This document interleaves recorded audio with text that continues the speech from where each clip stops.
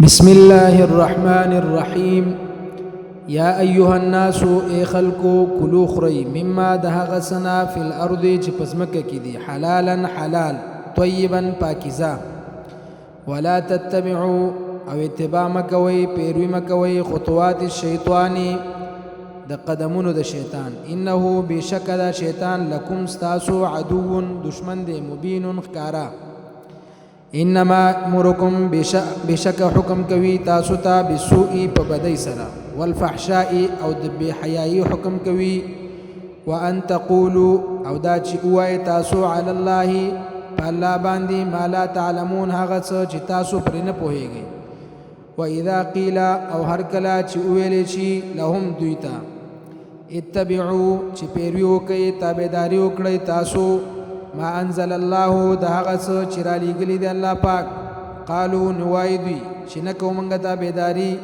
بل نتبعو په جواب کې وایي بلکې موږ پیروي کوو اتباع کوو موږ ما د هغه څه الفینا چې موندلي دي موږ